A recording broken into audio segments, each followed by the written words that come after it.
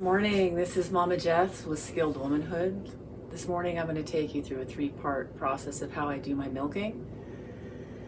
So first thing, I always have my grubby overalls on whenever I work with animals. I've worked on a farm where the farmer, a 35-year pioneer, she always wore the big coveralls that zipped up whenever she'd deal with animals.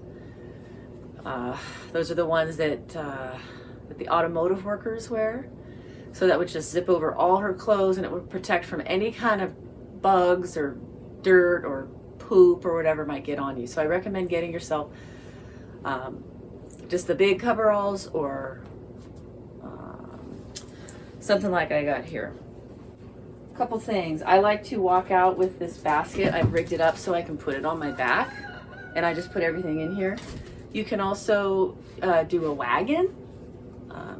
Put it all in, but I just don't like pulling it, and it's the one I have is too big and it bounces along and the water wants to shake out. So a few things I keep a rag to dry my hands or to dry the udders. I bring extra washcloths,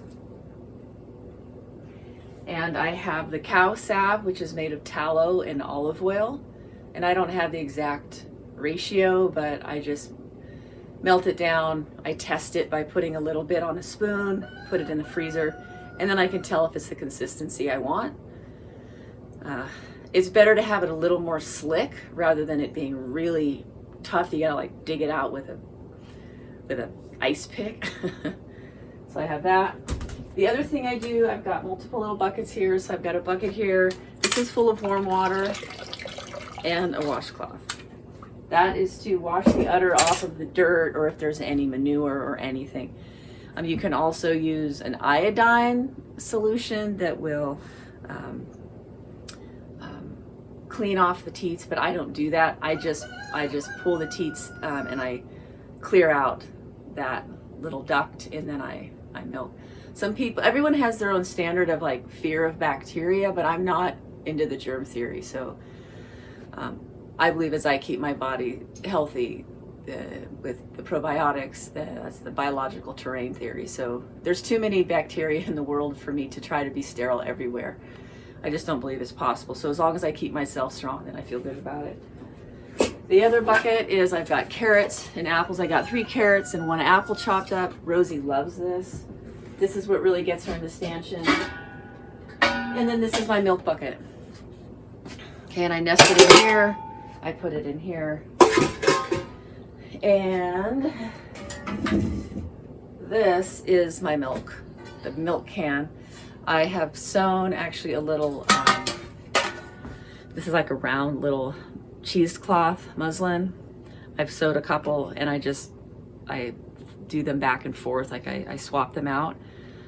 So I can just fit it on here, put it on. You can just use a square piece, you know, it's not a big deal, of muslin. And then I've got my 4 little clips.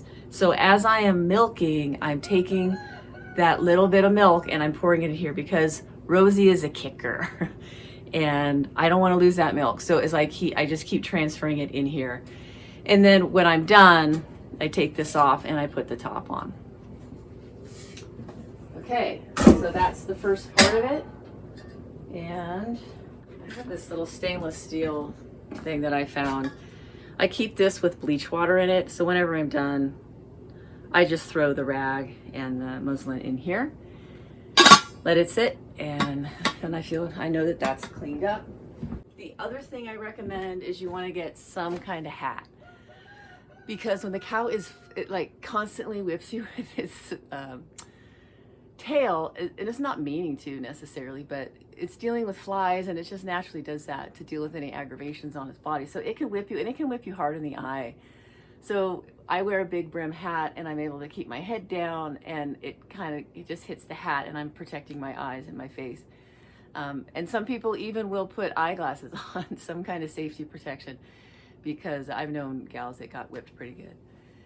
But that's my preparation. I will also pass through the garden and I will break off some pieces of any kind of leafy green I can find that they like. They like pink cabbage, they like green cabbage, they like they tolerate the broccoli leaves. They definitely like rutabaga leaves. So I actually grow quite a few plants for the animals to have some greens as well.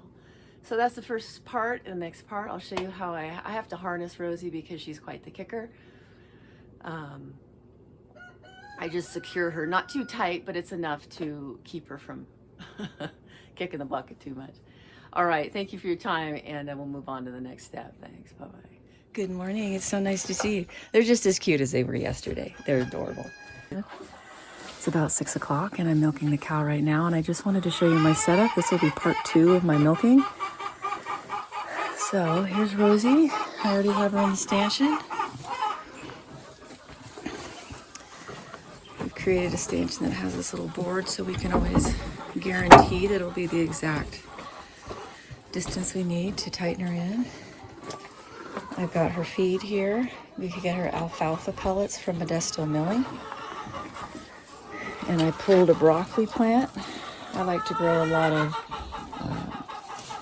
of different kinds of plants, but cabbage, the brassica family, seem to be a good choice for the cows. And because I need to get these plants out of the ground because I'm going to be planting the summer harvest, I'm just pulling them out rather than pulling the individual leaves off. And then we give 3 carrots and 1 apple. And she's ready to roll. But I have to tie her up right now because she is, Rosie is a kicker. I also have this set up here.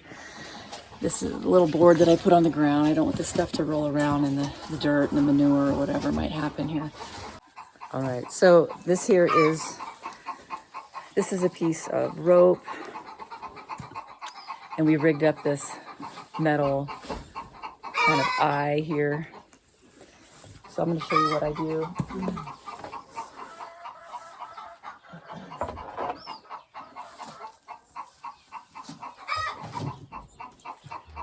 So this rope is going to be on this side of these hip bones. And underneath her udder on this side. Okay.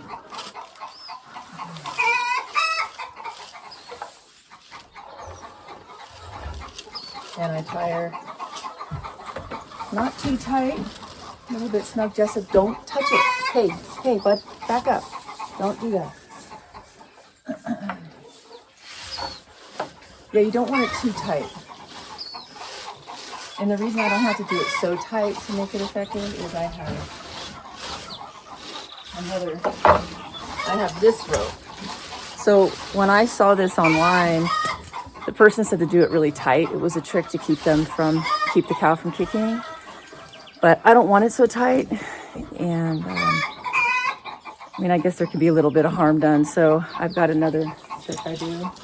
I like having this heavy hardware on this side, and I can just pull it through here.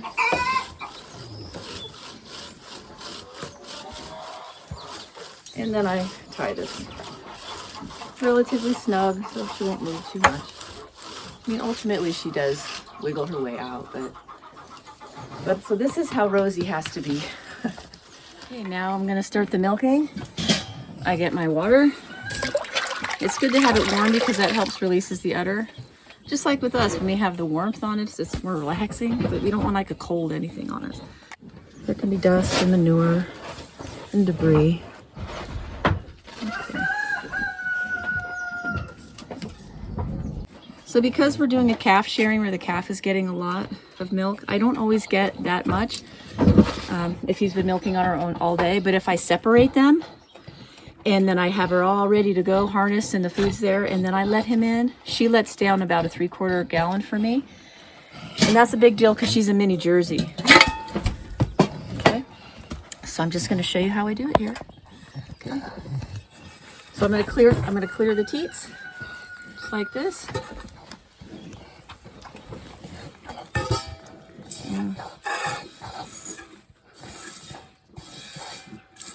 So it's a grabbing at the top and walking the rest of the fingers down the teat. The calf is a little crazy this morning.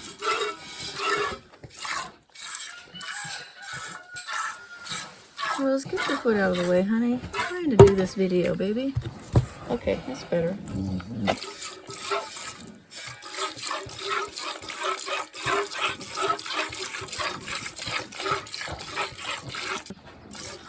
I notice that it's my thumb and these 3 fingers. My pinky does not get involved in it. The pinky kind of hangs out. I like to also pull on the teat slightly, not too hard. You want to be careful that you're not squeezing up by the udder because that can hurt them.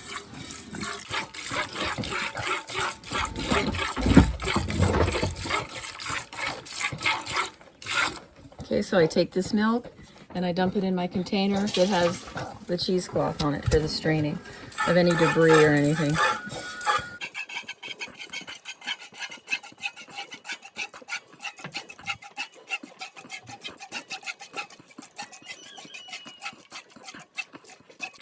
So she's already been milked out quite a bit. I can feel it. You're gonna get a, you know, the more you do this, you'll feel what the udder is doing. If it's full, there's a little bit. If it's almost out.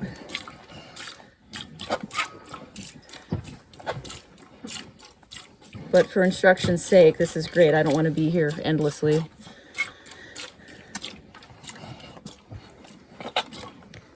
Okay, so that's all we're gonna do this morning. Here, you're gonna get to see the baby maybe a little bit. Can you see him down there? He is so cute. It's too much. And again, these ropes work super good. This isn't too tight. This isn't too tight, but between the 2 of them, I feel safe that she's not gonna kick me because I've been kicked pretty good, and I know that can be dangerous. And when you're milking an animal, I've done a lot of goats and cow, and there's a kind of a stripping. You just want to get as much of that milk out of the teats. But because the calf is here, I don't have to worry too much because I know the calf will take care of this. Okay.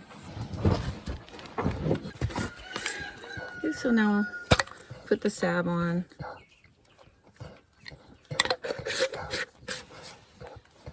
I think the calf gives a natural coating on the teats when he nurses.